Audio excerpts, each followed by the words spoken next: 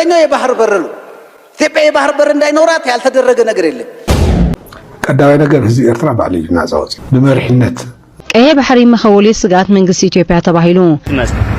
ነዳድ ማጥዩ ነዳድ ይህን አትያት ዕለም ትዕጥቕ ትቃለስ ሰላም ክቡራት ተኸታተልቲ ከመይ ትኾኑ በሉሎሙ እንኩም ትልሙድ ንዓኹም ምህሪን ይዘናግዕን ዝበልኩ ሓደሽ ቪድዮታት ሒዘልኩም መፅእ ዘለኹ ብኣኹም ወገን ነዚ ቪድዮ ዝላይገርኩም ጀምሩ ብምባል ናብቲ መኽፈት መደብ ክወስደኩም ሰናይ ምክትታል ክልል ትግራይ ህዝቢ ትግራይ ሓንቲ መዓልቲ እውን ሕሳብ ክፈልዕሉ ይፈልጥን ኩልና ዘለና ምስዚ ተተሓሒዙ ሓደ مستناي نسألنا تتحيز كل جزء أو واحد كمتي نسخة وانتو لازال خدمة تكال درجة نينكو عاوز حكم مالختي كم حالة اللي فنكرلو بركة زولو مس بلسجنا تسلف يكونوا ولا بلسجنا وين كالوت أكلات هذا مس مالختي كم زتقامو إلوون كم قام حليفو جزاء غيروا زيبارنتي لمون زقلسوا أكلات نيرو بفلاي دما أوز عامة زيد ماستر أي مس ناي بلسقنا منقستي ناي إرترال علونت أبحثوا ملكت ذاته جزءاتو بحرو ترايزي كونه أتينا خنا فرصو إنا سرعتهم كيرو إنا كم بالزلزال لون بفصم بزخانة وانقا من فري مخمزة هاو مرجع يسينا إنا إسكاب زبل مالتي مالت نيرترا الألوانتي يكون نيرترا حجراونتي يكون استرجع قصولي في اللتيو بوسان ريفرندم يو يتبع ون فقيدة أيه علم تساتفت له يو علم زرجع قصوت له أبي إنه أنا هاجر كوي ناس تمزجوت اللي أجن بجبوت كم زيز مسلو كحدت كم كحدت حديث مون نايم سحمت حتى يتقبل كله ندحيت 10 شوعات عمت ندحيت 3 عمت زملسون كأرات كيلو يسمعيو نازي أتوم منفس وي نازي أتوم دليت نازي أتوم بحاجتاي مثل كم زي تحاحزك حتى نجار من العالم بقطت مثلا لي نازي أتوم ريتو المغلاس أي كداوي نجار هزي إرترا بعلي نازوتي بمرحنة ذو جمبار قدمي أون نجاهات تساتفلو ناي وعلو وحلنا ناي وعلو ركوتنت ناي وعلو وفينت ناي وعلو مسواتي يعويتوا إثيوبيا حاولت تعلم ياهو مجزأة إثيوبيا دواء وعمل بان ناي وعلو عوي جامنيرو خجوز أوز خدو أسافر خجوز أوز خدو محاور خجوز أوز خدو سراويتات جيخو نوم زعوتي زيا جزأت دستور ولا بيتولم تحقق ساعة زتي قالسي زتخفوا لهم مسوعة النت نقول نقديفك كم زي اللي وسيدك من يفرق مهيوز بحال زرما ببعلو مالت بتتخفله مسوعة النت أزبان مجزأة إثيوبيا زماسة عنونوني كم زي وسيدك من يفرمو هيو زيلون بعلو مجزأة الزرواي نهزبس كم سخيلو كم أقحى نايم رأي قداي فرمك أركي ولا خدمان يركب مردايو صار هزبي قوام زي كم هينو حدا مثل زاو جنبار تقال لحرب تستقرأ يكون زاو يعني حرب تقرأ زين غيرنا فلالي بزعوا كايداري فرندمي نحنا هزبي إرترا بريفرندم وني كدم مسألون عصنته نيرنا ምክንያቱም ናይ ህዝቢ ልዑላውነት ካብ ዝግለፀሎም ዓበይቲ መገድታት ሓደ ንሱ ስለዝኾነ ህዝባዊ ግንባር ናፃ ክኸውን ዝውስነሉ ኣካል ዝውስነሉ ዝብል ነይሩ ኣይንቕበሎን ነና እዚ ሓደ ፈላላይ ኮይኑ ነይሩ ጥራሕ ኮንስ ዘኳርየ ነጥብ እውን ነይሩ እዚ ነጥብ እዚ ንምንታይ ዘልዕሎ ዘለኹ እዚ ኤርትራ ኣድሚፁ ናፅነቱ ኣረጋጊፁ እቲ ዓብዪ ፊርማንስ እዩ መንግስቲ ኢትዮጵያ እንተዘይሰማማዕ ይዋረድ ኦኬ ክቡር ሜጀር ጀነራል መቸስ ብጣዕሚ ኣነ ኣድኒቀዮ ኣለኹ ሓሳባቱ እንታይ እዩ ዝብለና ዘሎ ንህዝቢ ኤርትራ ማንም ከም ስጦታ ኣይኮነን ቀይሕ ባሕሪ ዓዲልዎም ወይ ናፅነቶም ሂብዎም ብስሪኦም ናፅነቶም ረኺቦም እምበር ኣብቲ ግዜ ንሱ ዝነበረ ሓላፊ ናይ ኢትዮጵያ ምናልባት ምርጫ ከካይድ እየ ክብል ከሎ ወይ ድምፂ ክህብ እየ ክብል ከሎ ህዝቢ ኤርትራ ኣብዩ እንተዝነብር ማለት ባዕሉ ምረኸባ ወይ أو أخرى خبانير زارب زلوزي مجر جنرال بتعمي أنا دسي لنا حساباته من الوقت السخم أبزي حساب زي هنا طريقتهم زهلوكم أبوتاكم قدوا في الناركم اسكي نتا فيديو ملينا نقص الله رمز أنا قال يقول يحسر مبر زدخم زواج مبر ناس أخون زوسنالو أكل يزوسنالو زنيرو أين قبلنا نادي هذا فلالي كوين نيرو ترى كونس زقارين نتوغني نيرو زين توزين متعز العلة له زي إرترا أدميسو ناس النتو الرجاجيس يتعبي فيرمانسيو منقص إثيوبيا شو أنت زي سامع يوارد مرة مزانا قال يقول يحسر مبر زي دخلنا اللوز موتنا اللوز زي لاشنا اللو مسوات النت نارجس حسير يقرب مر زي ارتراو زي المصو مرجاجس خالي وفقد خالي سكل يخلي تقبل أي إموال سبقون خالي مرجاجس قد كون يخلي تزيد المسكر تزيد المسكر زي ارترا نوع الكحراوسي خامك ذاتي كحتى الزلو يقدام عيد مسأ عيف كده عد ما تخيد زوارة من قصة إثيوبيا سراويت إثيوبياني تزح حتى زقبو نهز بخبر زلو سوك حتى زلو من فوق يدلهم بيام إثيوبيا نوعات يوم يخرج زلو سلة تقاراموتو مسنايم عراب حاسي عن حيلتها سلة تقاراموتو شيء أبوها حلفهم يوموا كما قحا سلة تقارموا تقع عندنا مسنجليس تماخيرهم وسيدموا ريفرندم يكايدو كلمة الكأز اللي هو نقدر يسرحها مجزأتهم سراوي تمأتيهم قزيئموا من فائد لهم كبحر زقبهم ساتهم يخون مبر بوليتيكاوي مورالاوي حقاوي قداتهم سلدلو ህዝቢ ኤርትራ ተወዲኡ ዓጢቑ ዝዋው ግንባር ብዝመርሖ ቃልሲ ኤርትራ ሙሉእ ብምሉእ ካብ መግዛእቲ ደርጊ ሓራ ወፂዋ ተወዲኡ ህዝቢ ኤርትራ ባምቡላ ኣይኮነን ሻዕብያ ዝግበር እናበለ ኣገዲዱ ደርጊ ክገብር ዝኽእል دراما خسر احتغال ايكون مقنعت هزبي نزي دولي يقلف نزي دولي يقبل حاراوزي واتوديو ودحري قاعد ميتو ما حتى ما اعرف له نزي زي خبر سبيو نزي زي يخبر سب زي يخبر سبيو اوكي خبرات تخططتي نزي خبر انا ميجر جنرال زرأنا فيديو بتاع دس زبل حساباتي مخنياتو ان بفتاو انت زي كوينو بناصنتهم بعلم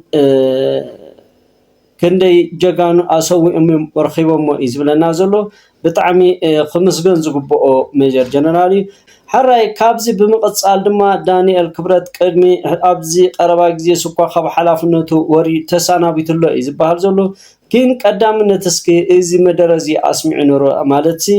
ن ኤርትራ ናጽነታ ዘአወጁላስ ቀይሕ ባሕሪ ካብ ኢትዮጵያ ክፈልይዎ ስለዝደለዩ ይዝብለና ዘሎ እስክነት ቪዲዮ ኢና እንመለስ የት ድረስ እንመጣለን ለምን ከቀይ ባህር እየሸሸን ስንመጣ አባይ ላይ ነው የምንደርሰው መጨረሻ ሽሽታችን ከአባይ እየሸሸን ብንሄድ ወደዛኛው ነው የምንሄደው ስለዚህ የትም ሸሽተን ስለማንሄድ የኢትዮጵያ ፈተናም ከነዚህ ከሁለቱ ውጭ ስለማይሆን መነሻችን ይሄ መሆን አለበት ምንለው ለዚህ ነው ይሄንን ለማድረግ ጠላቶቻችን ሁል ጊዜ ባለፉት ዘመናት ኢላማ የሚያደርጓቸው እነዚህን ነገሮች ነው። የኛ መኪና ጥበብ ስራዎች ትኩረት ቢያደርጉባቸው መልሶ እንደመቋቋም ምንቆጥራቸው እነዚህ ጉዳዮች የመጀመሪያው አባይን ነው። ይሄ ከድሮ ጀምሮ አባይን ለመውሰድ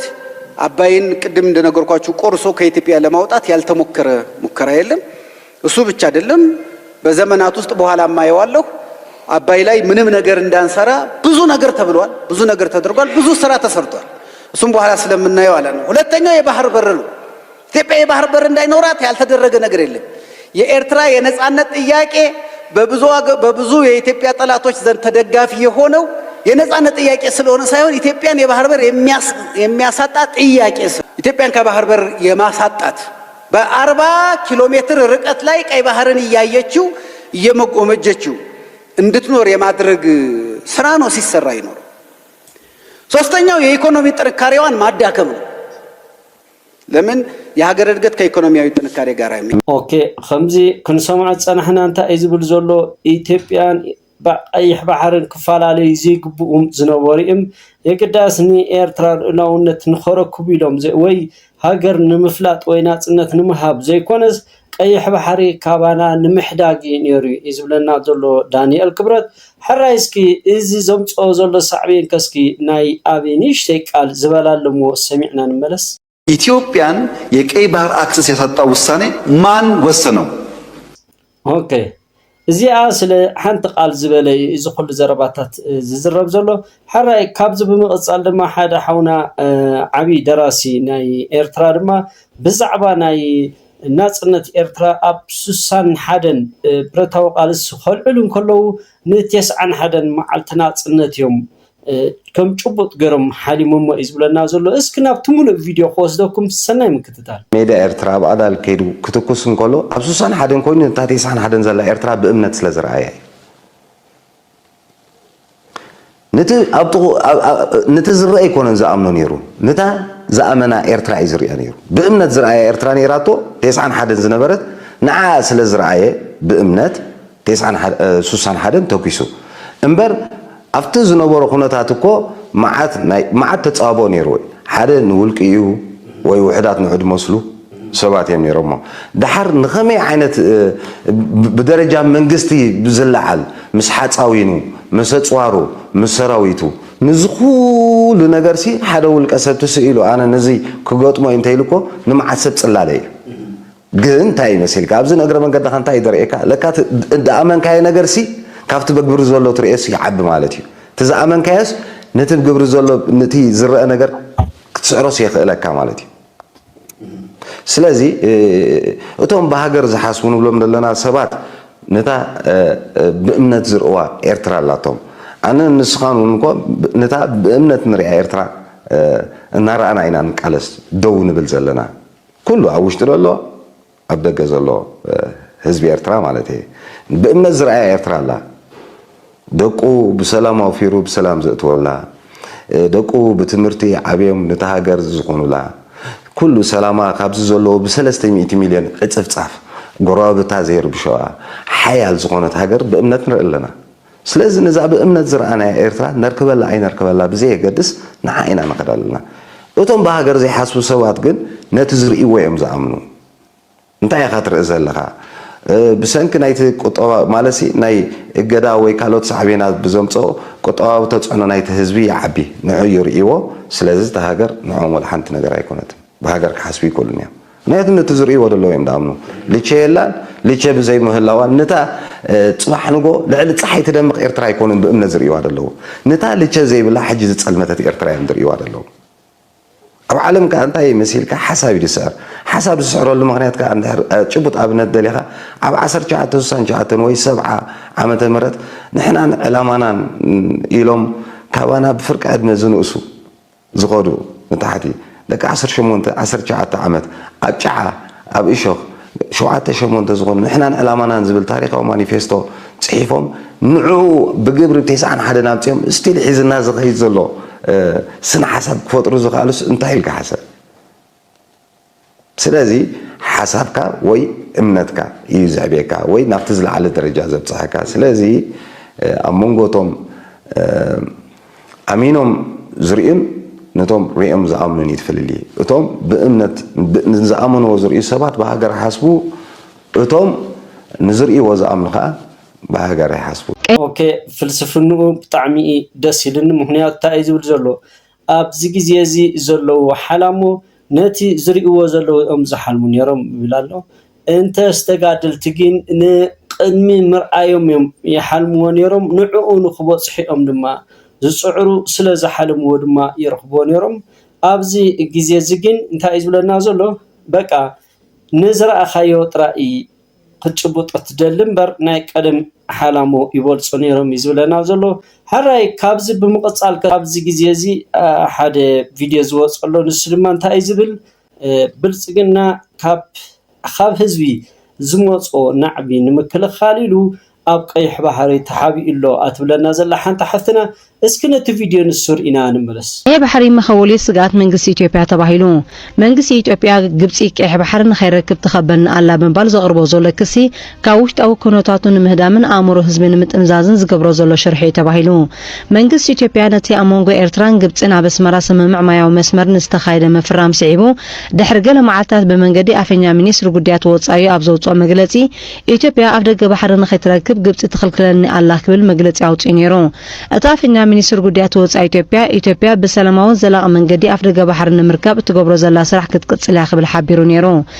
ንኽሲ መንግስቲ ኢትዮጵያ ተኸቲሉ ዓል ሞኒተር ዝተባህለ ማዕከን ሓበሬታ ርእይቶ መንግስቲ ግብፂ ንምርካብ ንሰብ መዚ ግብፂ ኣብ ዝተወከሰሉ ከምዚ ዝኣምሰለ ክሲ ካብ ኢትዮጵያ ክመፅእ ሓድሽ ከም ዘይኮነ ብምጥቃስ እዚ ናይ ሕጂ መግለፂ ግን ድሕርቲ ኣብ መንጎ ግብፅን ኤርትራን ዝተፈራረመ ስምምዕ ኣብ ሰሙን ዘይመለ ግዜ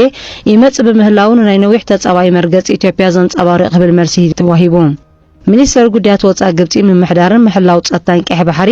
ዝለዓለ ሓላፍነት ዘለዎን ሃገራት እተነዚ ወሳኒ ስትራቴጂካዊ ማያዊ መስመር ዝውንና ሃገራት ዝምልከት ጥራይ ክብል ኣስሚሩሉ ኢትዮጵያ በተረጋጋሚ ኣብ ቀይሕ ባሕሪ ኣፍ ደገ ባሕሪ ምልከተኒ ክትብል ትረኣያ ዋንነት ዝምልከተን ሃገራት ከም ዘይምልከታ ክሕብራን ከለዋ ተኸቢበ ካብ ሕጋዊ መሰለ ይኽልከል ኣለኹ ዝብል መግለፂ ክትብ ከም ትስማዕ ዝገለጸት ጸብጻብ መንግስቲ ኢትዮጵያ ካብ ገጢሞ ዘሎ ውሽጣዊ ኩነታት ንምህዳምን ኣቓልቦ ህዝቢ ናብ ናይ ደገ ንኽጥምት ባሕሪ ዝብል ኣጀንዳ ከም ዝጥቀም ይረዱ እቶም ነዚ ሓበሬታ ዘርግሑ ወገናት ንታሪኻዊ ኣመጻጽኣ ሃገራዊ ሕጊ ባሕሪ ምስ ብምንጻር ሕቶ መንግስቲ ኢትዮጵያ ብሕጋዊ መንገዲ ከም ዘይምልከቶ ይገልጹ እቶም ነዚ ሓበሬታ ዝሃቡ ኣካላት ቅድሚ ሕጂ ዝሰርሓሉ ዘሎ ሃገራዊ ሕጊ ባሕሪ ኣብ ግብሪ ምውዓሉ ገለ ነጻ ተጠቃምነት ባሕርን ጸጋታቱን ክህሉ ኣለዎ ክብላን ከለዋ ካልኦት ድማ ተጠቃምነት ባሕርን ጸጋታቱን ዋንነት ናይተን ኣፍ ደገ ባሕሪ ዘለዎን ሃገራት ክኾኑ ይግባእ ዝብላ ነይረን ይብል ድሕሪ ቀዳማይን ካልኣይን ኩናት ዓለም ድማ እዚ ጉዳይ እዚ ሃገራዊ ዛዕባ ንኾነ መጺኡ እቲ ከም ቀንዲ ነጥቢ መቐይሮ ፈላምን ዝረአን ባሕሪ ዝምልክት ስምምዕ እቲ ናይ 1958 ሃገራዊ ስምምዕ ጀኔቫዊ ድሕሪ ምባል ቀፂሉ ካብ 1972 ክሳብ 1982 ማለት ድሕሪ ናጽነት ናይ ዝበዝሐ ኣብ ትሕቲ መግዛእቲ ዝነበራ ሃገራት ብሓሌት ውድብ ሕቡራት ሃገራት ንሕጊ ባሕሪ ዝምልከት ነዊሕ ግዜ ዝወሰደ ስምምዕ ናይ ምንዳፍ ስራሕ ከም ዝተኻየደ ይግለጽ ኣብ 1994 ድማ ኣብ ግብሪ ውዒሉ እዚ ስምምዕ እዚ ዝበዝሐ ሃገራት ከቲመናሉስ ሃገራዊ ሕጊ ባሕሪ ኮይኑ የገልግል ኣሎ ኣብዚ ስምምዕ እዚ ዘይከተማ ሃገራት ብቁፅሪ ውሕዳት እየን ስለዚ ዝኾነት ሃገር መሰል ኣፍ ደገ ባሕሪ ንምሕታት ኣብዚ ሃገራዊ ሕጊ ባሕሪ ዝመስረት እዩ ነዚ ሕቶ ንመቕረብ ኣብቶም ፍሉጣት ምንጪ ሕጊ ብምርካስ ዝቐርብ ይብል እቲ ሓበሬታ ቀፂሉ መሰል ኣፍ ደገ ባሕሪ ክትልዕልን ከለኻ ኣየናይ ምንጪ ትምርኮስ ኣለኻ እንታይ ኢኻ ክትደሊ ዘለኻ ምፍላጥን ምንጻርን ኣገዳሲ እዩ አንቀጽ 125 ስምምዕ ሕጊ ባሕሪ 1982 ሃገራት ዘለዎን መሰል ብዝምልከት ዘስፈሩ ሕግጋት ኣሎ ብመሰረት እዚ ስምምዕ እዚ ሃገራት መሰልን ግዴታታትን ክህልወን ዝኽእል ነቲ ውዕል ምዝኽትማሉ ጥራይ ኦኬ እዚ ኸብራና ኣብ ህሉ ኩነታት ናይ ትግራይ ክንመጽ ከለና ኣብዚ ቀረባ ግዜ መቸስ መድህን ዝገበሮ ተጻኒሕት ነይሩ ንሱ ድማ እንታይ ዝብል ኣብዚ ቀረባ ግዜ ዝካየድ ዘሎ ግፋ ኣብ ትግራይ ኣነ ይኹንኒ ኢላ ነይራ መዝተሓዝ ድማ ኣረጋይ ንዑ መልሲ ሂብዋ ኣሎ ንመድህን ዳርጋ ተሰቂልዋ ኣይተወልኩ መገናን ኣይኮነን ምክንያቱ እንታይ ዝብላን ዘሎ ንመድህን ግዴታ ክትጋደል ጥራይ ዘለዋ ጋዜጠኛ ስለ ዝኾነት ዝምሕራ የለን ዝብለና ዘሎ እስኪ ናብቲ ሙሉእ ቪድዮ ክወስደኩም ሰናይ ምክትታል መድህን ኣትያት ዕለም ትዕጠቕ ትቃለስ ህዝቢ ትግራይ ክዕጠቕና በዚ ምልሽ ሓለፈ በዚ ግዛዕ ሓለፈ ይኾነን በስሩ ብሄራዊ ጣውዒት ይክግበረሉ ዘሎ እቶን ኣብ መስርዕኻ ይክባል ዘሎ ክዕለም እዩ ዘሎ ክዕጠቕ እዩ ዘሎ ብሔራዊ ሓርነቱ ካረጋግጽ ክምክት ክቃለስ እዩ ዘሎ ታይ በስቀደስ ብስሩዚ ክንቃለስ እዩ ዘለና ወካባ ጀሚሩማ ክንዕጠቅለና ገጥመለና ወላ ድላይ መስዋዕት ይምጻ ይረካሎ ድላይ መስዋዕት ይምጻ ክንቃለስ እዩ ዘለና በስቀደስ መርሂን አትያት ዕለም ትዕጠቅ ትቃለስ تحت كراوي خوينا بس كده سويه دمسرو بس كده سويه اتو تعلمي تعلم تعطاق ودي تورا ثاني هندي قال الملك يعدك تشكي على خارتس بيقولوا ما يرهن زي تقارر له هاي فارق لنا ماني تقراوي اتعلم كعطاق له سوا له سنكل له اوكي خمس سمعنا ارغاي ማንም ተኾነ ህዝቢ ትግራይ ንህዝቢ ንትግራይ ክመውት ወይ ንትግራይ ክስዋዕ ጥራይ ዘሎ ምክንያቱ ትግራይ ናይ ውልቀ ሰባት ዘይኮነት ናይ ህዝቢ እዩ ዝብለና ዘሎ ሓራ እዚ خبራና ናብቲ ናይ መወዳእታ መደበይ ክወስደኩም ከሎ ካብ ወደብ ዓሰብ ማለቲ ናብ ዓዳ ዓሮ ዝኣተወ ነዳድሎ ይዝበሃል ዘሎ እስከ ንዑሪና ኸንመለስ ከኤርትራ ወደ ትግራይ ነዳጅ መግባት ጀመረ የፌደራል መንግስቱ ወደ ትግራይ የሚገቡ የነዳጅ አቅርቦቶች መጠናቸው እንዲቀንሱ ወይም ደግሞ ሙሉ ለሙሉ እንዲቆሙ በማድረጉ የቀድሞ ጊዜያዊ አስተዳደሩም ሆነ አሁን ያለው በዶክተር ደብረጽዮን ገብረ ሚካኤል የሚመራው የትግራይ ክልል መንግስት ከፍተኛ ቅሬታዎችን ሲያሰማ ቆይቷል ይሁን እንጂ በትላንትናው ዕለት ከኤርትራ በኩል ነዳጅ መግባት መጀመሩ ተሰምቷል መረጃዎች እንደሚያሳዩት ነዳጁ ከአሰብ ወደብ ተነስቶ አዲ ዳዕሮ ወደ ተባለች የትግራይና የኤርትራ ድንበር ከተማ የገባ ሲሆን ከዚያ ወደ ሌሎች የትግራይ ከተሞች መሸጋገር ይጀምራል ነዳጅ ሞቲ ኮይለካ ሀለይ ተሐልፈላ በሃሪያ ከተማ አዲ ዳዕሮ ሳልሰይት መስለ ነዳጅ ሞቲው كحق جور قبل زخل أنا خبرات تخطط يقولون إلهم عن فيديو نزرعهم مثلاً تمهركم من تزانقهم من كتكون تسفن دعوركم بحدش فيديو قصابنا الرقم سسناين عقوم لايت انترتينمنت